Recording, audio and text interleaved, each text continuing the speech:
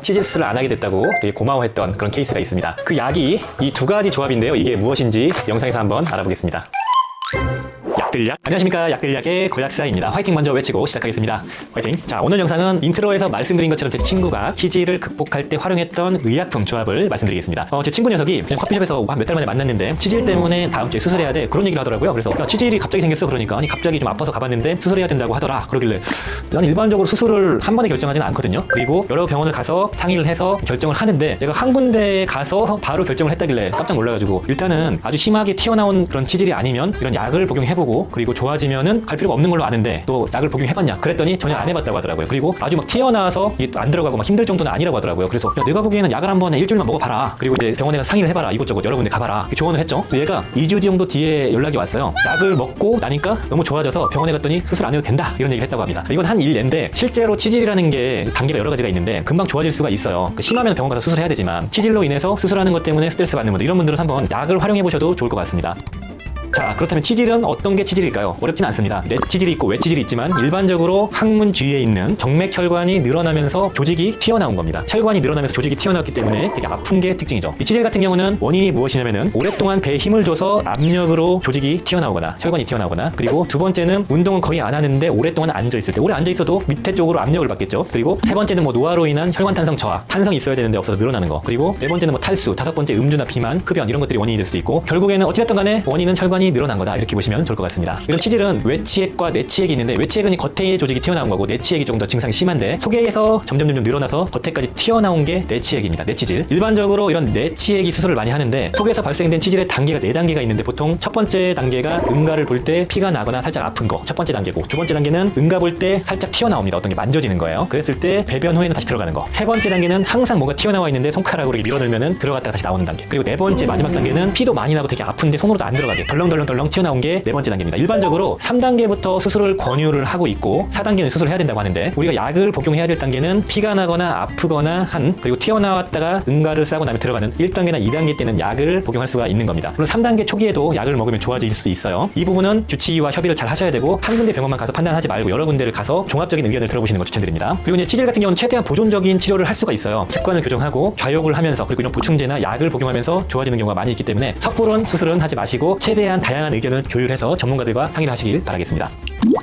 자, 그렇다면 이제 도움을 주는 약 두 가지를 말씀을 드리겠습니다. 이거는 약국에 가시면 판매하는 의약품이기 때문에 약국에서 구매를 하셔야 되고요. 자, 첫 번째 약성분은 바로 디오스민이라는 약성분이고요. 1등제약의 프레 그리고 프레로 시작하는 이런 제품이 있는데 꼭 이걸 복용하실 필요는 없고 성분은 동일하기 때문에 약국 가시면 판매를 할 겁니다. 이게 그 디오스민이라는 성분 한 캡슐에 300ml짜리거든요. 요즘엔 600ml짜리도 나오는데 아무튼 감귤 껍질에서 추출한 플라보노이드 성분입니다. 이 디오스민이라는 이 성분은 플라보노이드, 폴리페놀 계열이기 때문에 강력한 항산화, 항염증 성분이면서 동시에 혈관에 되게 좋은 성분이다라고 말씀을 드렸습니다. 이 성분은 염증도 완화시켜주고 산화적 손상을 줄여주면서 혈관의 투과성을 개선시켜주기 때문에 혈관 벽을 탄탄하게 만들어주기 때문에 아까 말씀드렸던 정맥혈관이 늘어나는데 활용이 가능한 게 이런 디오스민 성분입니다. 그래서 이 디오스민은 두 가지 작용으로 정맥혈관, 특히 이런 치질에 도움을 줄 수 있는데 앞서 말씀드린 것처럼 혈관의 손상을 줄여주는 작용, 그리고 두 번째로는 혈관 수축 작용을 보여주는 노르에피네프린이라는 그 성분 물질, 그게 혈관에서 분해되는 거를 좀 저해시켜가지고 그러니까 오랫동안 지속되게 만들어서 혈관을 수축시켜주는 그런 작용이 있다고 알려져 있습니다. 그렇기 때문에 이런 폴리페놀류를 먹으면 혈관에 도움 주거든요. 그래서 이런 하지 정맥류에도 활용 가능한 게 이런 디오스민이고, 이건 예전에 말씀드렸던 피크노제놀, 그리고 루틴, 헤스페리딘, 이런 것들 다 도움을 주는 성분이기도 합니다. 이거를 어떻게 섭취하면 되냐면은 일반적으로 하루에 2알 섭취합니다. 아침 저녁으로 하나씩 하루에 600ml를 섭취하는 거고, 적극적 섭취, 그러니까 재발을 하거나 더 악화가 됐을 때는 하루에 1800ml, 총 6알까지 섭취 가능합니다. 하루에 3번 2알씩 섭취가 가능한 것이죠. 가장 기본적인 치질의 건강 유지하거나 개선시키는 목적으로는 이런 디오스민을 활용하시면 좋을 것 같네요. 자, 그리고 두 번째 약은 한땡 제약의 치지땡 과립이라는 이런 제품이 있는데 이것도 의약품이고요. 생약으로 배합되어 있는 의약품입니다. 이 메인 성분은 4가지거든요. 목단피, 서양 티렵스 종자 추출물, 그리고 작은 건조 X, 그리고 토코페롤이 들어가 있습니다. 목단피부터 말씀을 드리자면은 이 목단피는 그 모란이라는 그 식물의 뿌리의 껍질을 채취해서 말린 거고요. 성질 자체가 차가운 한약재면서 따라서 열을 낮춰주고 염증을 가라앉혀주는 작용이 있습니다. 그리고 지혈 작용이 있고요. 혈액순환 작용이 있습니다. 그래서 이 목단피라는 녀석은 혈관에 좋은, 특히 정맥에 좋은 한약재다, 이렇게 보시면 좋을 것 같습니다. 목단피의 지표 성분인 페오니플로린이라는 이 성분은 소염 작용과 혈액순환 개선시켜주는 작용이 있을 정도로 어느 정도 검증이 되어 있는 한약재 성분이다, 이렇게 보시면 좋겠네요. 그리고 두 번째 생약 성분인 서양 티렵스 종자 추출물 같은 경우는 우리가 잘 알고 있는 그 마로니에 나무를 서양 치렵수라고 하는데 그 종자에서 추출한 성분이고요. 마로니에라고 하니까 그 노래가 생각나네요. 그 마음을 쩍한 날에 거리를 걸어보 그 마로니에 그 나무의 그 씨앗 추출물이라고 보시면 되겠네요.